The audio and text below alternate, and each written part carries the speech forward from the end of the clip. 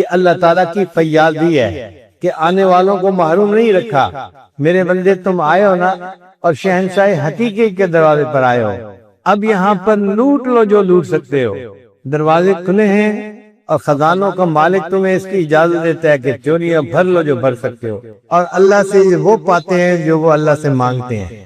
تو آج وہ 10 باتیں آپ کے سامنے بتائی جائیں گی، امید ہے کہ آپ اسے گوش ہوش کے ساتھ سنیں گی، نوٹ کریں گی، اور پھر ان پر آپ ہمیشہ پریکٹس کریں گی۔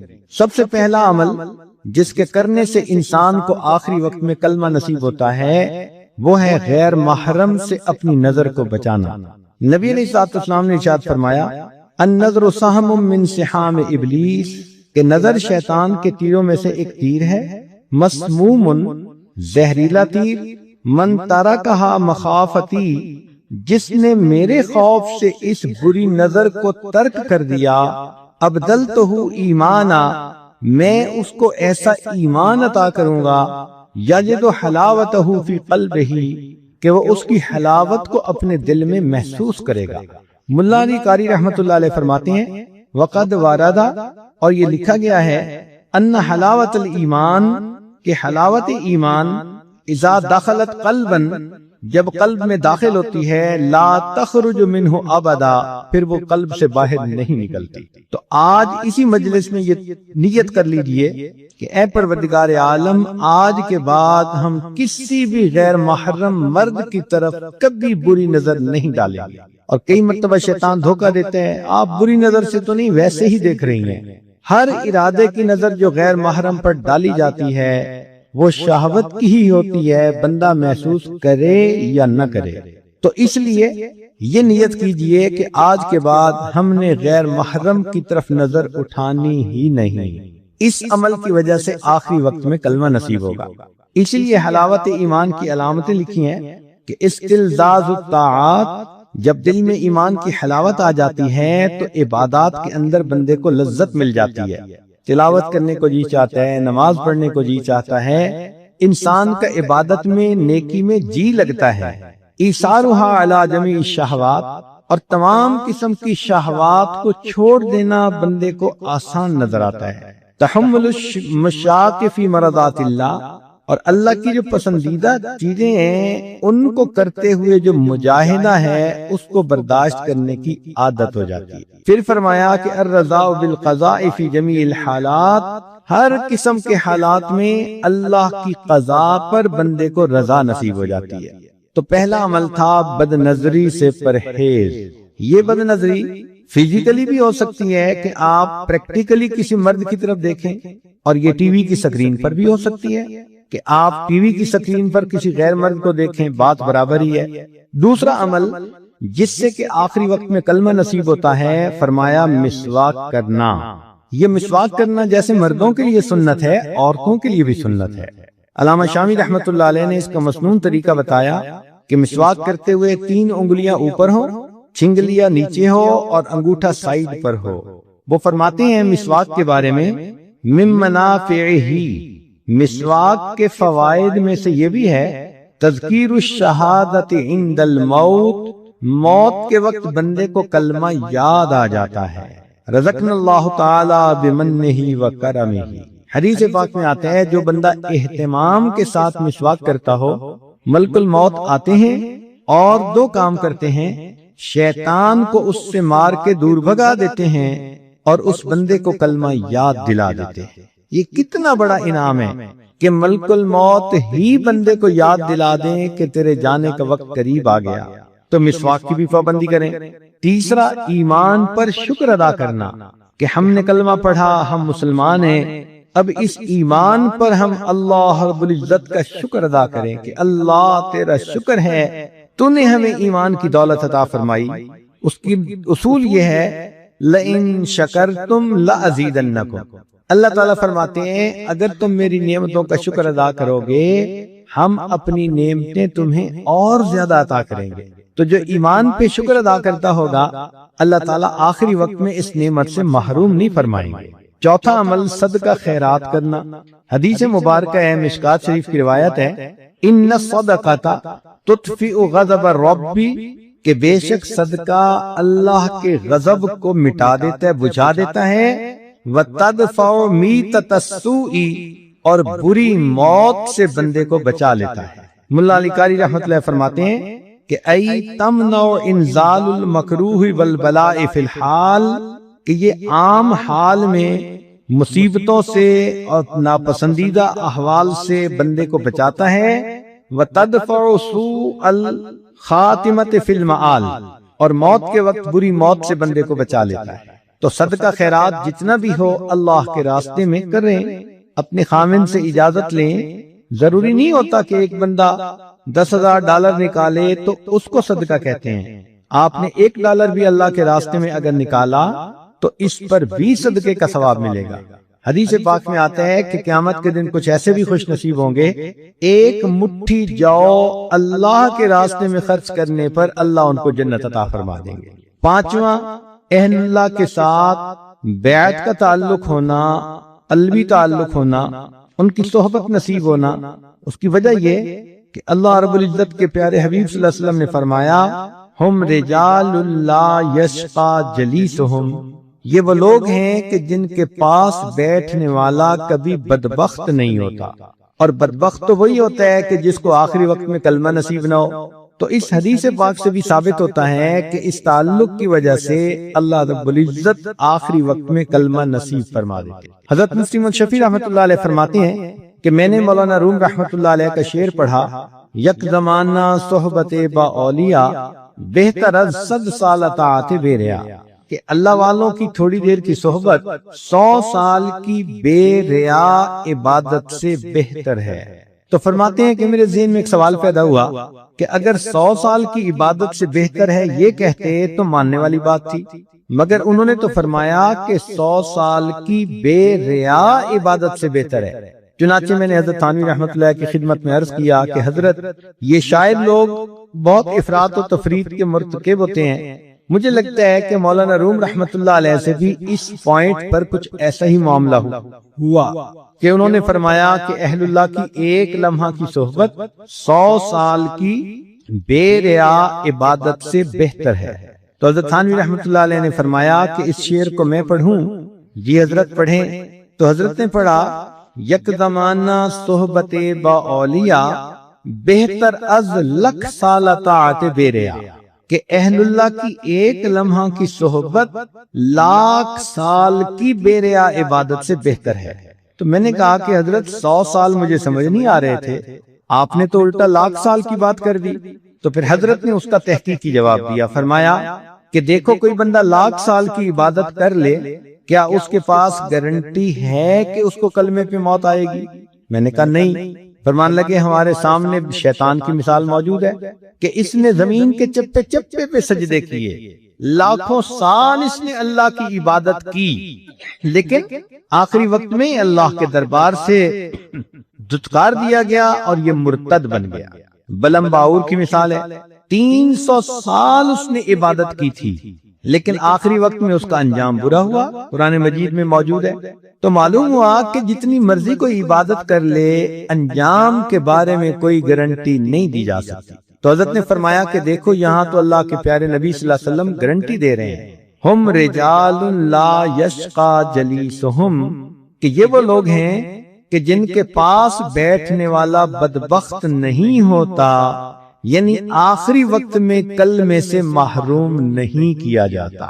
تو پھر تو ان کی ایک لمحے کی صحبت واقعی 1,00,000 سال کی عبادت پر فضیلت رکھتی ہے۔ چھٹا عمل جس کی وجہ سے انسان کو آخری وقت میں کلمہ نصیب ہوتا ہے، اللہ تعالیٰ فرماتے ہیں کہ یحبہم و یحبونہ، اللہ ان سے محبت کرتا ہے، وہ اللہ سے محبت کرتے ہیں۔ آپ اپنی زندگی میں اللہ سے محبت کریں، محبت کی حرارت آپ کو دل میں محسوس ہو، اللہ کے لیے کھائیں پیئیں سوئیں جاگیں، زندگی کا ہر کام اللہ کے لیے کریں، اللہ کو یاد کریں، راتوں کی تنہائی میں دعائیں مانگیں، لو لگا کے بیٹھیں۔ جیسے بندے کو محبت کی وارمنس فیل ہوتی ہے، ایسے اللہ رب العزت کی محبت کی وارمنس کو فیل کریں۔ ہمارے مشائخ نے لکھا ہے کہ جو شخص دنیا میں اللہ رب العزت سے محبت کرے گا، اللہ تعالیٰ آخرت میں اس کو اپنے دشمنوں کی قطار میں کبھی کھڑا نہیں فرمائے گا۔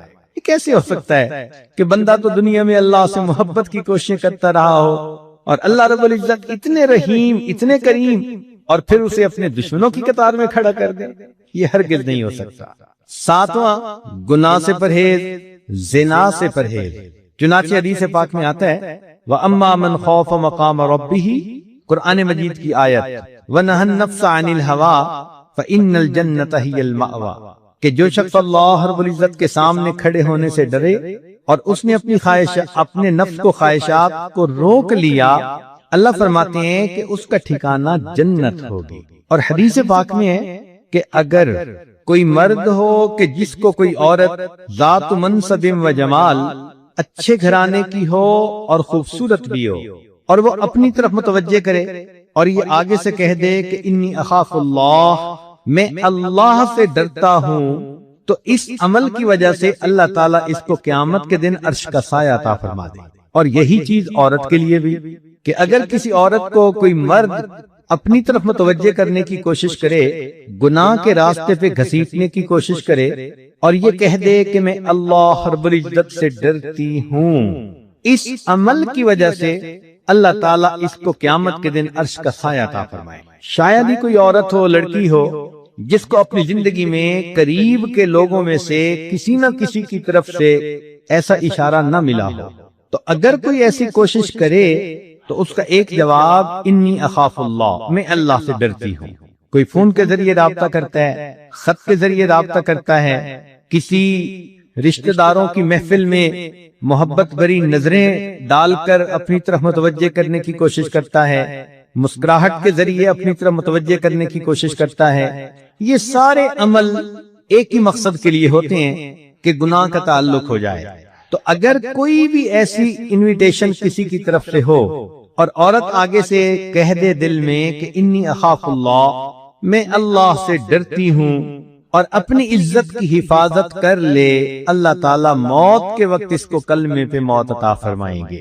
آٹھواں عمل، اذان کے بعد دعا پڑھنا۔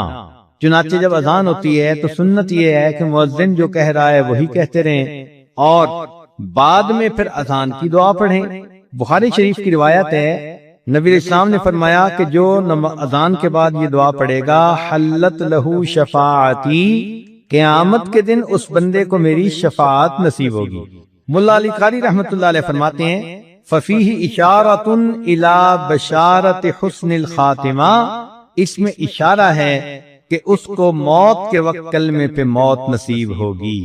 اور حدیث پاک میں ایک دعا بھی ہے کہ جو آدمی یہ دعا مانگے گا تو اللہ تعالیٰ اس کو ایمان پہ موت عطا فرما دیں گے، اور وہ دعا بہت چھوٹی سی ہے، دن میں بھی مانگے رات میں بھی، اللہم بارک لنا فی الموت وفیما بعد الموت۔ اللہ تعالیٰ سے یہ دعا مانگیں کہ یا حی یا قیوم برحمتک استغیث، کلمے کی کثرت کریں، اس لیے کہ زندگی میں جو عورت کلمے کی کثرت کرے گی، ہر وقت اپنی زبان پہ لا الہ الا اللہ، لا الہ الا اللہ، لا الہ الا اللہ پڑھتی رہے گی، تو پھر آخری وقت میں اس کلمے کا پڑھنا اس کے لیے آسان ہوگا۔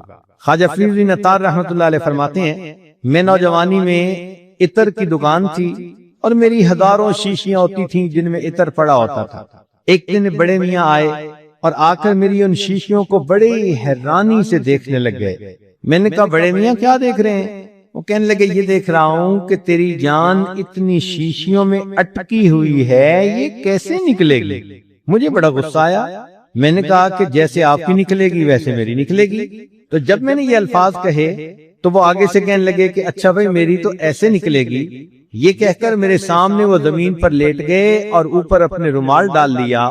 میں سمجھا کہ شاید ویسے ہی مجھے کر کے دکھا رہے ہیں، جب قریب جا کے دیکھا تو ان کی موت آ چکی تھی۔ تو جنہوں نے محنت کی ہوتی ہے پھر ان کو آخری وقت میں یوں کلمے پہ موت آتی ہے۔ شیری سکتی رحمۃ اللہ علیہ فرماتے ہیں کہ ہم بیٹھے ہوئے تھے ایک کنویں کے قریب، ایک آدمی آیا اور ہم سے کہتا ہے کہ بھئی کوئی اچھی جگہ ہے جہاں انسان مر سکے۔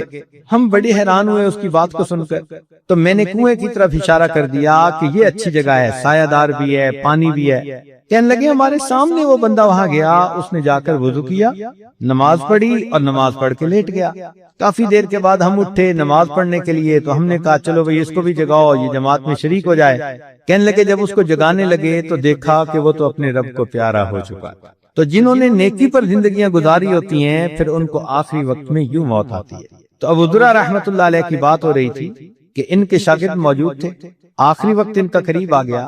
اب شاگرد حیران کہ ہم حضرت کو کلمہ کیسے یاد دلائیں، یہ تو ہمارے استاد ہیں۔ تو انہوں نے سوچا کہ جس حدیث مبارکہ میں کلمے پہ موت آنے کی بشارت ہے، ہم اس کی روایت پڑھتے ہیں ان کے سامنے تو خود بخود یاد آ جائے گی۔ تو انہوں نے وہ روایت پڑھنی شروع کر دی۔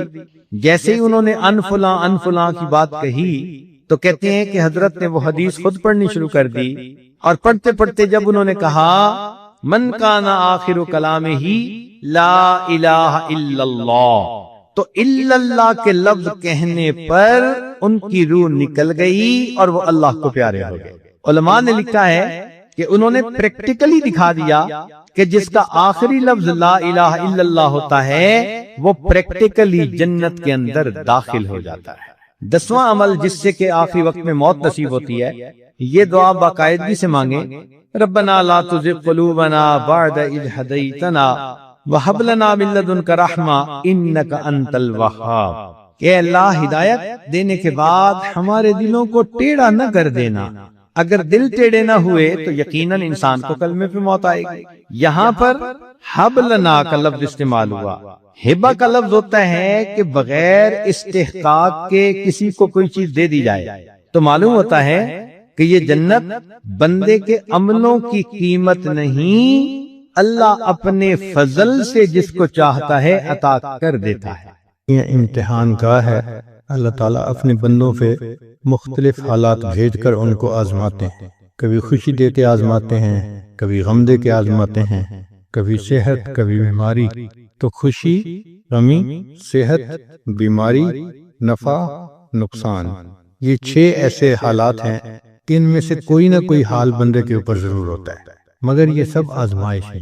اللہ تعالیٰ خوشی دیتے ہیں آزمانے کے لیے، کیا یہ میرا بندہ شکر ادا کرتا ہے یا نہیں کرتا۔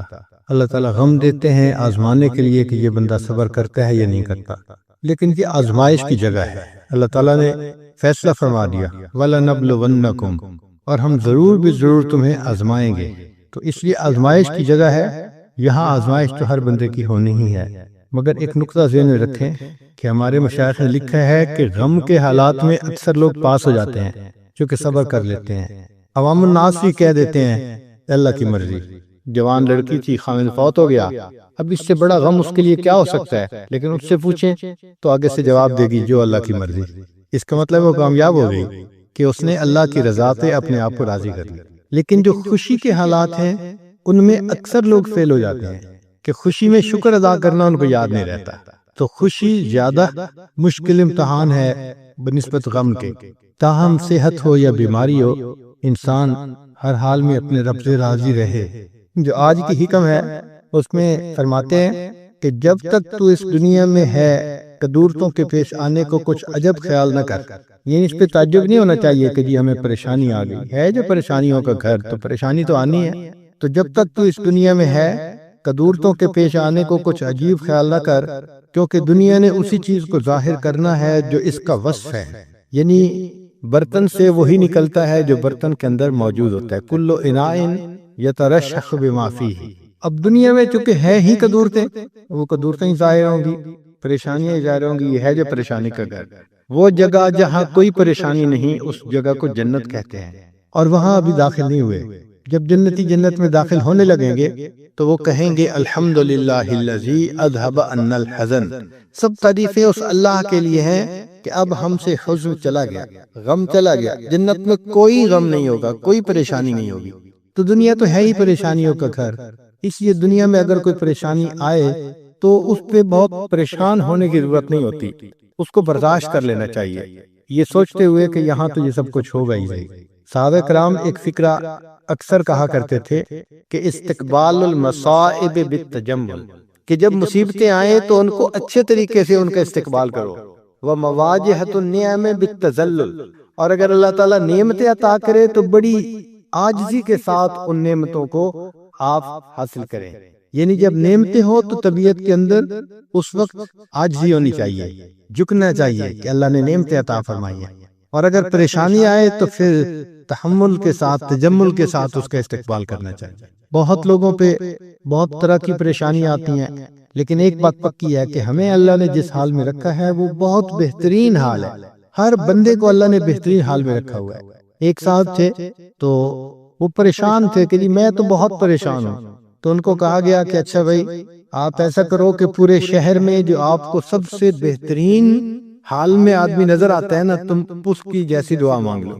وہ پورے شہر میں گیا، اس کو ایک جگہ ایک جیولر نظر آیا جس کی دکان پہ گاہکوں کا تانتا بندھا ہوا تھا، بہت لوگ تھے خریدار، اور وہ اپنی جیولری بیچ رہا تھا، پیسے کما رہا تھا، اور اس کے 4-5 بیٹے تھے جو بہت خوبصورت نوجوان جو اس کا ہاتھ بٹا رہے تھے۔ اب اس بندے نے فیصلہ کیا کہ یہ شہر کا سب سے زیادہ خوش قسمت انسان ہے، میں اس جیسا بننے کی نیت کرتا ہوں۔ چنانچہ جب اس نے دل میں سوچ لیا تو چاہتا تھا کہ میں دعا مانگوں، پھر خیال آیا کہ میں اس سے پوچھ تو لوں کہ یہ کیسی زندگی گزار رہا ہے۔ تو اس نے جا کے اس سے پوچھا کہ سنائیں جی آپ کی زندگی کیسی ہے؟ اس نے کہا کہ خدا کا واسطہ یہ کبھی دعا نہ کرنا کہ میرے جیسا بری قسمت والا انسان دنیا میں کوئی نہیں ہوگا۔ میں نے پوچھا کہ بھئی آپ کی بری قسمت کیا؟ اتنا آپ کے پاس مال ہے، پیسہ ہے، عزت ہے لوگوں کی نظر میں، اتنا بڑا مکان ہے اور ہر چیز کی آپ کے پاس سہولت ہے، تو آپ کہتے ہیں کہ میرے جیسا بدقسمت کوئی نہیں ہوگا؟ اس نے کہا ہاں، جو میرے ساتھ گزر رہی ہے وہ میں نہیں بتا سکتا۔ اس نے کہا پھر بھی بتا کیا ہوا؟ اس نے کہا کہ میں تھوڑا کام کرتا تھا، کام اتنا زیادہ شروع میں نہیں تھا، تو ایک موقع پہ بیمار ہو گیا۔ اب جب بیمار ہو گیا تو نہیں، میرا کام اچھا چل رہا تھا، ایک موقع پہ میری بیوی بیمار ہو گئی۔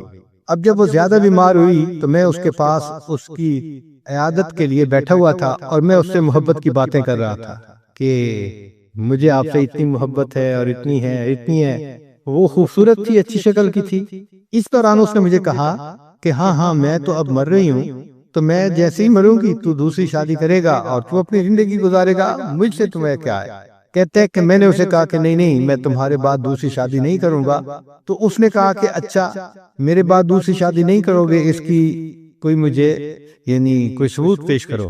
کہتے ہیں کہ اس کی محبت میں اس قدر گرفتار تھا کہ ہمارے قریب کوئی حکیم رہتا تھا، تو میں نے اس سے جا کے کہا کہ مجھے کوئی ایسی دوائی کھانی ہے کہ جس کے بعد میرے اندر عورت کی جو طلب ہے وہی ختم ہو جائے، شہوت ہی ختم ہو جائے۔ تو اس نے مجھے ایک دوائی دے دی اور میں نے اس بیوی کو دکھا کے وہ دوائی کھا لی۔ اس کو کھانے کے بعد میں نامرد ہو گیا، مگر اللہ کو منظور تھا، بیوی صحت مند ہو گئی۔ اب جب کچھ عرصہ وہ صحت مند رہی تو اس نے مجھ سے مطالبہ شروع کر دیا کہ تم میرے خاوند ہو تو میری ضرورت کو پورا کرو۔ اب میں ضرورت پورا کرنے کے قابل نہیں تھا، تو وہ پھر اس کے اندر بغاوت آ گئی، وہ دین سے بھی دور ہو گئی، اور اس نے ادھر ادھر حرام کے تعلقات پیدا کر لیے۔ تو کہتے ہیں کہ یہ جو 5 بیٹے تمہیں نظر آ رہے ہیں یہ میرے نہیں ہیں، یہ میری بیوی کے ہیں، مگر ہیں غیر مردوں سے۔ اب میں جب ان 5 کی شکلیں آنکھوں سے دیکھتا ہوں نا روزانہ بیٹھ کے، تو جو میرے دل سے گزرتی ہے تم اس کی تکلیف کا اندازہ نہیں لگا سکتے۔ تو کبھی دعا نہ کرنا کہ تم میرے جیسے بن جاؤ، اللہ تمہاری قسمت اچھی کرے، میرے جیسی نہ کرے۔ تو دیکھو اس بندے نے اپنی طرف سے سمجھا تھا کہ یہ سب سے دنیا یعنی شہر کا خوش قسمت انسان ہے، اور اس کو کیا پتا تھا کہ اس انسان کے ساتھ کیا بیت رہی ہے، اس کے دل پہ کیا دکھ ہے، کیا غم ہے۔ تو ہر بندہ سمجھتا ہے کہ جی بس میں بہت دکھی ہوں، دوسرے تو سب اچھے ہیں۔ نہیں، ہر ایک کی اپنی زندگی ہوتی ہے۔ بس اللہ سے یہ دعا مانگو کہ اللہ نے ہمیں جس حال میں رکھا ہے، اللہ ہمیں صبر کی توفیق عطا فرمائے، شکر کی توفیق عطا فرمائے۔ اللہ نے ہمیں بہترین حال میں رکھا ہوا ہے۔ سچی بات تو یہ ہے کہ ہم نے تو دنیا کے اندر آ کے غم کو دیکھا ہی نہیں ہے۔ سچی بات کروں نا، ہم نے تو غم کو دیکھا ہی نہیں ہے۔ یہ چھوٹی موٹی چیزیں یہ کیا ہوتی ہیں، اس کو غم تھوڑا کہتے ہیں۔ جو دنیا میں لوگوں پہ غم بیتے ہیں، اگر کبھی اس کی سٹوریاں سننے لگے تو حیران ہی ہو جائیں۔ کتابوں میں واقعہ لکھا ہے کہ ایک عورت تھی، طواف کر رہی تھی، اور طواف کے دوران کہتی تھی اللہ میں اس حال میں بھی آپ سے راضی، اے اللہ میں اس حال میں بھی آپ سے راضی۔ تو ایک آدمی نے یہ سنا تو بڑا حیران ہوا، اس نے اس سے پوچھا کہ تو کیوں کہتی ہے کہ میں اس حال میں بھی آپ سے راضی، میں اس حال میں بھی آپ سے راضی؟ اس نے کہا کہ میں طواف ختم کر لوں گی نا تو میں تمہیں اپنا واقعہ سناؤں گی۔ چنانچہ اس عورت نے اپنا واقعہ سنایا کہ میرے 3 بچے تھے، میں گھر کے اندر ایک دن تنور پہ روٹیاں پکا رہی تھی، تو میرے بڑے 2 بچے جو تھے وہ گھر میں کھیل رہے تھے کمرے میں۔ اچانک مجھے شور کی آواز آئی، تو وہ کہتی ہے کہ میں نے جب شور سنا تو میں وہیں سب کچھ چھوڑ کے تنور پر آٹا روٹیاں تو میں کمرے کی طرف بھاگی۔ جب کمرے گئی تو میں نے ایک عجیب تماشا دیکھا کہ اس سے 1-2 دن پہلے میرے خاوند نے گھر میں بکری کو ذبح کیا تھا، اور جس چھری سے بکری کو ذبح کیا تھا وہ اس نے کمرے میں رکھی تھی۔ تو میرے دونوں بچے کھیلتے کھیلتے ان میں سے ایک نے دوسرے کو کہا کہ تمہیں پتہ ہے کہ ابو نے بکری کو کیسے ذبح کیا تھا؟ تو دوسرا کہتا ہے مجھے تو نہیں پتا۔ وہ کہتے ہیں اچھا آؤ میں تمہیں بتاتا ہوں کہ کیسے ابو نے ذبح کیا تھا۔ تو میرا درمیان والا بیٹا جو تھا وہ زمین پر لیٹ گیا، اور بڑے لڑکے نے اس چھری کو اٹھا لیا۔ اب وہ چھوٹا بچہ تھا اور اس کو پتہ نہیں تھا کہ چھری کتنی تیز ہے، چنانچہ اس نے اس کے گلے پہ جو چھری چلائی تو گلا تو فوراً کٹ گیا اور خون کا فوارہ چھوٹنے لگا۔ اب جب خون نکلا تو شور ہوا اور میں بھاگی ہوئی آئی تو میں نے دیکھا کہ میرا بچہ خون میں لت پت پڑا تھا اور اس کی جان نکل چکی تھی۔ اب میں نے سوچا کہ میرا بڑا بیٹا کہاں ہے جس نے یہ حرکت کی تھی؟ وہ ڈر کے بھاگ گیا تھا اور کہیں چھپ گیا تھا۔ کہنے لگی میں نے اسے دوسرے کمروں میں دیکھا تو کہیں نظر نہیں آیا۔ جب صحن میں آئی تو وہاں میں نے تنور کے لیے کچھ لکڑیاں رکھی ہوئی تھیں، ان لکڑیوں کے پیچھے وہ جا کے چھپا تھا۔ کہنے لگی میں نے پیچھے سے اس کو جا کے جب دیکھا تو اس نے مجھے کوئی جواب نہیں دیا۔ جب میں قریب گئی تو مجھے پتا چلا کہ اس جگہ کے اوپر ایک سانپ بیٹھا ہوا تھا۔ یہ بچہ چھپنے کے لیے جب لکڑیوں کے پیچھے گیا، سانپ نے اس کو ڈسا اور یہ بھی وہاں مرا پڑا تھا۔ کہتے میں اس کی لاش اٹھا کے لائی، ایک بچے کو ایک چارپائی پہ لٹایا اور دوسرے بچے کو دوسرے چارپائی پہ لٹایا۔ پھر اس کے بعد میں نے فیل کیا کہ میرا تیسرا چھوٹا بیٹا جو کرالنگ کرتا تھا، رینگتا تھا، وہ کہاں ہے؟ وہ مجھے نظر نہیں آ رہا تھا۔ کہنے لگی میں اٹھ کے جب تنور کی طرف آئی تو میں نے دیکھا کہ اس نے کرال کیا اور وہ تنور کے اندر گر چکا تھا۔ تو میں نے اپنے زندہ بیٹے کو آگ کے اندر پورا جلتا ہوا دیکھا اور وہ بھی فوت ہو گیا تھا۔ تو میں نے تینوں بیٹوں کی لاشوں کو چارپائی پہ رکھا، پھر ان کو نہلایا، ان کو کفن دیے۔ جب تینوں کے جنازے ایک دن میں گھر سے نکلے تو میں عمرے کے ارادے سے آ گئی۔ اب میں طواف کر رہی ہوں اور اپنے اللہ کو کہہ رہی ہوں اے اللہ میں اس حال میں بھی آپ سے راضی ہوں۔ آپ ذرا غور کیجئے نا اس ماں کے دل پہ کیا بیتی ہوگی کہ ایک دن میں جس کے 3 بیٹوں کا جنازہ گھر سے نکلے اور پھر وہ طواف کرتے ہوئے کہہ رہی ہے اے اللہ میں اس حال میں بھی آپ سے راضی ہوں۔ تو ہم نے کہاں غم دیکھے ہیں، کہاں تکلیفیں دیکھی ہیں؟ ہم نے نہیں دیکھی۔ ہمیں تو اللہ نے بہت سہولت کی زندگی دی ہے، بہت آسانیوں کی زندگی دی ہے۔ ہم تو جتنا شکر ادا کریں اتنا کم بنتا ہے۔ چنانچہ بہادر شاہ ظفر آخری مغل بادشاہ تھا، تو جب اس سے فرنگیوں نے حکومت کو چھینا تو انہوں نے اس کی دعوت کی، اس کو قید کیا اور پھر اس کی دعوت کی، اور دعوت میں انہوں نے اس کے سامنے دسترخوان پہ جیسے کھانے کے برتن نہیں ہوتے ڈھکے ہوئے، یہ کھانے کے برتن رکھے۔ تو بہادر شاہ ظفر سمجھا کہ میرے لیے کھانا رکھ دیا گیا ہے۔ چنانچہ کہتے ہیں کہ 10 یا 11 اس کے بیٹے تھے اور اتنے ہی برتن تھے۔ وہ ایک برتن سے کور اٹھاتا تھا، ایک بیٹے کا سر اس میں نظر آتا تھا، پھر دوسرا اٹھایا دوسرے بیٹے کا سر، تیسرا، جتنے بیٹے تھے اتنے سر اس کو دسترخوان کے اوپر رکھے ہوئے انہوں نے دکھائے فرنگیوں نے۔ آپ بتائیں اس باپ کے دل پہ کیا گزری ہوگی کہ جس نے ایک وقت میں اپنے 10-11 جوان بیٹوں کے سر اپنی آنکھوں سے دیکھے۔ اسی پر تو اس نے اشعار لکھے تھے، نہ کسی کی آنکھ کا نور ہوں، نہ کسی کے دل کا قرار ہوں، جو کسی کے کام نہ آ سکے میں وہ ایک مشت غبار ہوں۔ کوئی مجھ پہ دیپ جلائے کیوں، کوئی مجھ پہ پھول چڑھائے کیوں، کوئی مجھ پہ آنسو بہائے کیوں، میں وہ بے کسی کا مزار ہوں۔ میرا رنگ روپ بدل گیا، میرا یار مجھ سے بچھڑ گیا، جو چمن خزاں سے اجڑ گیا میں اسی کی فصل بہار ہوں۔ تو چمن خزاں سے اجڑے ہیں اس دنیا میں، ہمیں کیا پتا کیا کیا ہوا ہے دنیا میں؟ ذرا حالات تو پڑھ کے دیکھیں۔ بادشاہوں کے پورے خاندان کو ان کے سامنے ذبح کیا گیا۔ آپ کبھی کربلا کے حالات دیکھیں نا کہ سیدنا حسین رضی اللہ تعالیٰ عنہ نے اپنے خاندان کے لوگوں کے نوجوانوں کو اپنی آنکھوں کے سامنے شہید ہوتے دیکھا۔ کوئی آسان کام نہیں ہوتا۔ ہمارے گھر کے چھوٹے سے بچے کو کوئی خراش آ جائے نا، ہمارا دل تڑپ اٹھتا ہے اور ہم بار بار فون کر کے پوچھ رہے ہوتے ہیں ڈاکٹر کے پاس پہنچ گئے، ڈاکٹر نے ٹریٹمنٹ دے دی، ڈاکٹر نے کیا کہا؟ جب تک تسلی نہیں ہو جاتی اس وقت ہم پوچھتے رہتے ہیں۔ ایک چھوٹی سی خراش آئی ہے اور وہاں تو زندگیوں کے معاملات ہو گئے۔ تو ہم نے تو سچی بات ہے غم کو دیکھا ہی نہیں ہے۔ سچی بات یہی ہے، یہ چھوٹے موٹے حالات جو گھروں میں پیش آ جاتے ہیں یہ کوئی غم تھوڑا ہے، یہ تو دنیا ہے، اور دنیا میں تو یہ ہوگا۔ اگر کوئی بندہ بس کے اندر سفر کرے اور پھر کہ جی مجھے تو جھٹکے لگ رہے ہیں، تو بھائی بس کے اندر بیٹھ کے سفر کرو گے تو جھٹکے تو لگیں گے۔ کوئی ہوائی جہاز کے اندر آپ تھوڑا سفر کر رہے ہیں کہ جو بالکل سموتھ فلائٹ ہوگی، بس ہو اور کچی سڑک ہو تو جھٹکے تو لگتے ہی ہیں۔ یہ دنیا کا بھی معاملہ ایسا ہی ہے کہ یہ دنیا کی بس ہے، زندگی کی بس ہے، اور دنیا کی یہ کچی سڑک ہے جس کے اوپر جھٹکے ہر کسی کو لگتے ہیں۔ ہر بندہ یہاں پریشان، آج ایک پریشانی، کل دوسری، پرسوں تیسری، اور انسان لگوٹ باندھ باندھ کے نکلتا ہے کہ اب میں پریشانیوں کو ختم کر دوں گا، پہلی ختم ہوتی ہیں، نئی اوپر سے اور آ جاتی ہیں، تو ہم پریشانیوں کو ختم بھی نہیں کر سکتے۔ بس ایک ہی اس کا حل ہے کہ ہم ان پریشانیوں کے اوپر صبر کریں۔ ہاں، پریشانیاں اللہ سے مانگنی نہیں چاہیے، ہم پریشانیوں کے قابل نہیں، آزمائش کے قابل نہیں ہیں، ہم پریشانیاں مانگے نہیں، لیکن اگر آ جائیں اللہ کی طرف سے تو بس اس پر صبر کریں۔ صبر دو طرح کا ہوتا ہے، ایک ہوتا ہے کہ صبر علی الاطاعہ، اطاعت کے لیے صبر کرنا۔ مثال کے طور پہ نیند بہت آ رہی ہے اور دل چاہتا ہے کہ سو جائیں، اور تہجد کی نماز جانے والی ہے یا فجر کی جماعت جانے والی ہے، تو انسان اٹھتا ہے اس وقت۔ اب یہ جو مشقت اٹھانی پڑتی ہے نا اٹھنے کی، اس کو صبر علی الاطاعہ کہتے ہیں، کہ یہ اطاعت کے لیے انسان کو صبر کرنا پڑا۔ تو اطاعت کے لیے، نیکی کرنے کے لیے بھی بندے کو صبر کرنا پڑتا ہے۔ جیسے آپ لوگ روزے رکھ رہے ہیں، اب روزے کا رکھنا یہ مشقت ہوتا ہے، پیاس ہوتی ہے اور بھوک ہوتی ہے، مگر برداشت کرنی پڑتی ہے، اس کو صبر علی الاطاعہ کہتے ہیں۔ اور ایک ہوتا ہے صبر عن المعصیہ، کہ گناہوں سے رکنے کے لیے صبر کرنا۔ مثلا ایک آدمی پر شہوت تو سوار ہے، مگر وہ اس ٹیمپٹیشن کو برداشت کرتا ہے، کوئی گناہ کا کام نہیں کرتا، تو یہ صبر عن المعصیہ ہے۔ جیسے سیدنا یوسف علیہ السلام کو زلیخا نے کہا تھا، قالت ہی تلک قال معاذ اللہ، انہوں نے کہا تھا میں اللہ کی پناہ مانگتا ہوں، میں یہ گناہ نہیں کر سکتا۔ تو یہ دو طرح کا صبر ہے جو بندے کو کرنا پڑتا ہے، نیکی کرنے کے لیے صبر کرنا پڑتا ہے اور گناہوں سے بچنے کے لیے صبر کرنا پڑتا ہے۔ لیکن یہ جو صبر کرنے والے ہیں ان کو اللہ کی طرف سے بہترین اجر ملے گا۔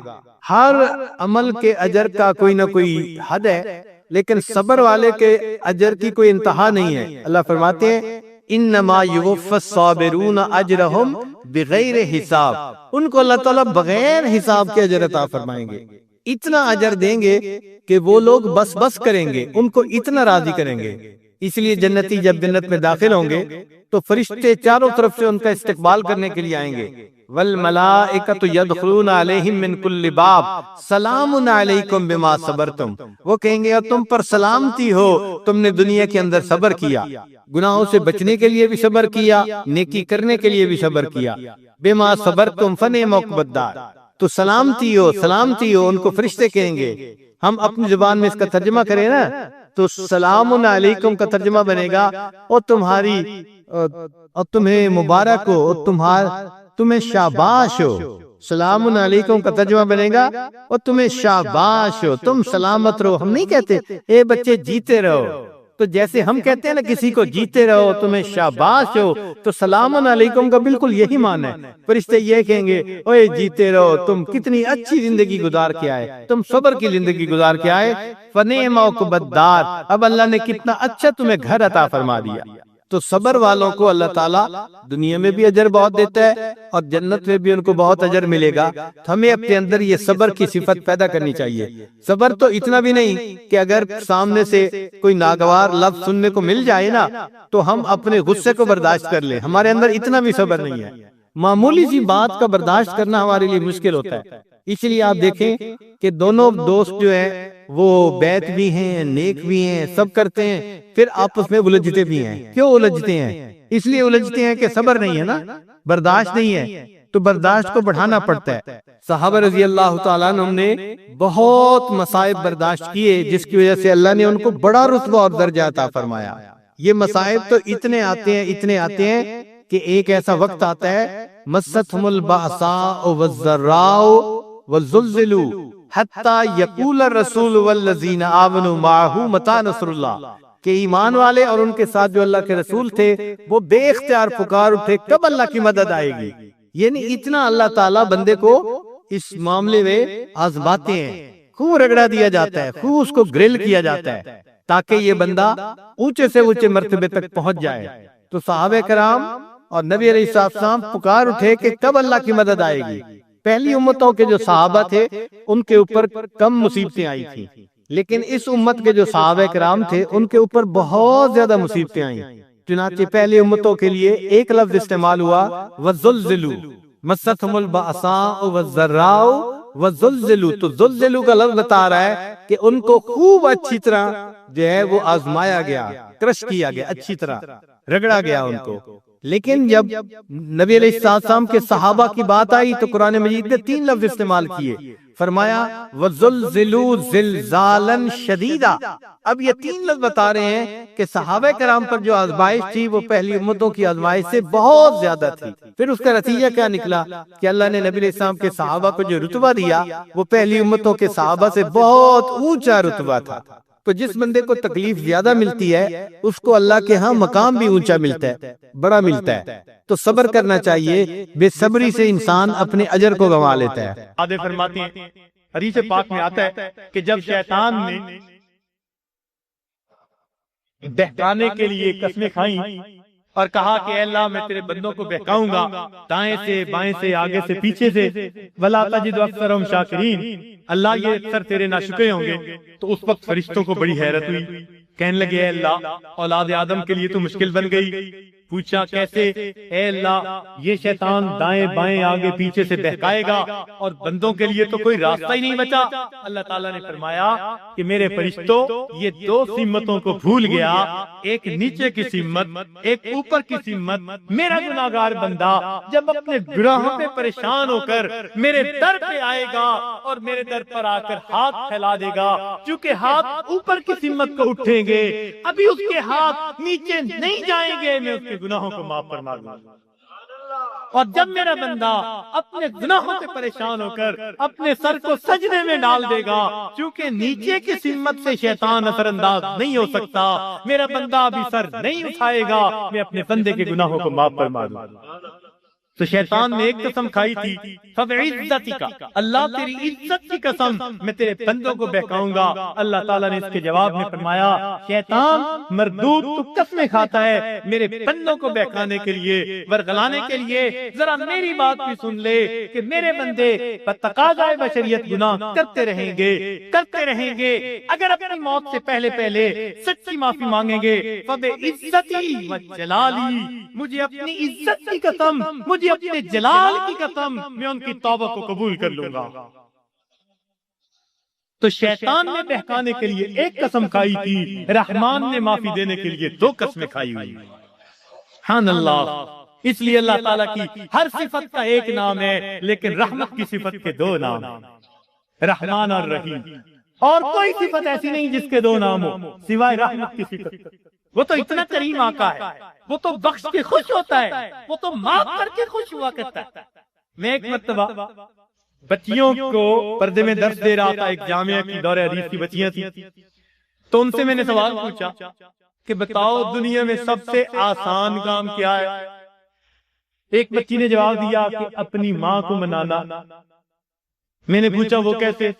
کہنے لگی کہ ہمارا یہ تجربہ ہے کہ ماں اگر اپنے بیٹے سے ناراض بھی ہونا تو بیٹی سے پوچھتی پھرتی ہے ایسے روٹی کھا لی، اس کا بستر تو نے بنا دیا، اس کے کپڑے تو نے ٹھیک کر دیے، اب اوپر سے ناراض پھر رہی ہے، مگر ماں کی ممتا اس کو مجبور کر رہی ہے، لہذا بیٹی سے پوچھتی پھرتی ہے، بیٹی کے ذریعے اس کو کھانا پہنچا رہی ہے، دل سے ناراض نہیں، خباسی بچے نے سمایا مگر دل سے سما نہیں، اس لیے پوچھتی بھی پھر رہی ہے کہ بچے کو سب چیزیں مل گئی یا نہیں مل گئی۔ تو وہ کہنے لگی کہ جب ماں کی ممتا کا یہ حال ہے تو ماں کو منانا بہت آسان ہوتا ہے۔ میں نے کہا ہاں ماں کو منانا آسان صحیح، پھر بھی ماں کے پاس آنا پڑتا ہے۔ بچہ آ کر کہہ دے امی معاف کر دے، ماں معاف کر دیتی ہے۔ بچہ آ کر ماں کا جسم دبائے، امی معاف کر دے، معاف کر دیتی ہے۔ ہاتھ جوڑ دے، معاف کر دیتی ہے۔ اگر پھر بھی معاف نہ کرے، بچہ رو پڑے، ماں سے کبھی بیٹے کے آنسو نہیں دیکھے جاتے، کتنی ناراض کیوں نہ ہوگی جب دیکھے گی بچہ آنسو بہا رہا ہے، اپنے دوپٹے کے پلو کو لے کے آنسو پوچھے گی، کہے گی بیٹا رو نہیں، چل میں نے تجھے معاف کر دیا۔ تو ماں کو منانا دنیا میں اتنا آسان ہے۔ بچیاں کہنے لگی، میں نے انہیں اس وقت بتایا کہ دیکھو ایک اور ذات ہے جس کو منانا ماں کے منانے سے بھی 70 گنا زیادہ آسان ہے، اور وہ پروردگار عالم کی ذات ہے۔ ماں کو تو پھر بھی زبان سے کہنا پڑے گا، پاؤں پکڑنے پڑیں گے، ہاتھ جوڑنے پڑیں گے، آنسو بہانے پڑیں گے۔ ایک وہ پروردگار ذات ہے جس کے سامنے بندہ تنہائی میں بیٹھا ہو، فقط دل کے اندر نادم ہو جائے، دل کے اندر شرمندہ ہو جائے اور دل میں پکارے، پروردگار گناہوں کی معافی چاہتا ہوں، میں نے سچی توبہ کر لی، اللہ میں نے سلو کر لی، مجھے اپنا بنا لے، شیطان کے پنجے سے چھڑا لے۔ کوئی ہاتھ نہیں ہلایا، کوئی اس نے زبان سے لفظ نہیں نکالا، فقط دل کی ندامت کو قبول کر کے اللہ تعالیٰ اپنی ناراضگی کو دور فرما دیتے ہیں۔ تو اللہ رب العزت کو منانا ماں کے منانے سے بھی 70 گنا زیادہ آسان۔